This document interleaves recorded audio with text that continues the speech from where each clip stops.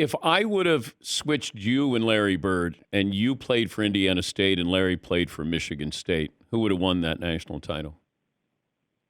Wow. Now, you know, Dan, I'm not going to sit here and say I would have lost any game, man. you know? Okay, I just thought I'd put it out there. He would say the same to you, right? If you asked him the same thing, if he had went to Michigan State, he going to say he would do well. And I'm going to say the same thing. I would have did well at Indiana State. Now, if he would have played with Greg Kelser in that championship, wow, we would have had a hard time beating them probably, because people forget that Greg Kelser was really special.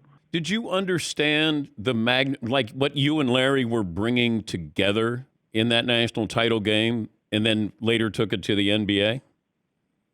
I don't think we understood, Dan, until after, when they told us it had been and still is the number one watch game in college basketball history. We knew it was special because they were undefeated, and he was college basketball player of the year, and I was runner up to that, right?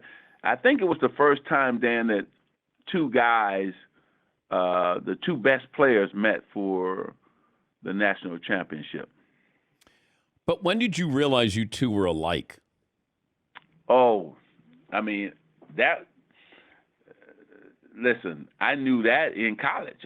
And then when we got into the pros, it just really put the stamp of approval on that the fact that we were so much alike. And then when we shot a commercial, because in the early beginning, we hated each other.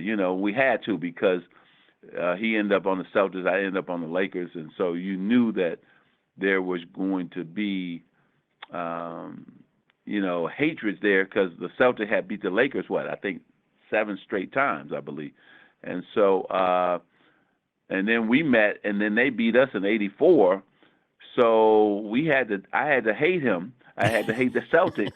And then when we shot that commercial, I believe in '87, at his house in French Lick, Indiana, that's when we became friends. And that's when we finally said, you know what, we're more alike than we are different, because we're both Midwest boys. We're close to our family.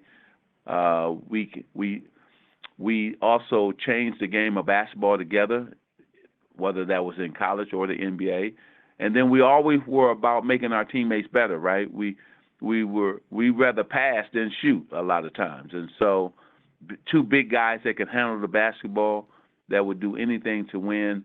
And so, I love Larry Bird. That's my man. And so I think the thing that is special, Dan, was that he made me better and I made him better.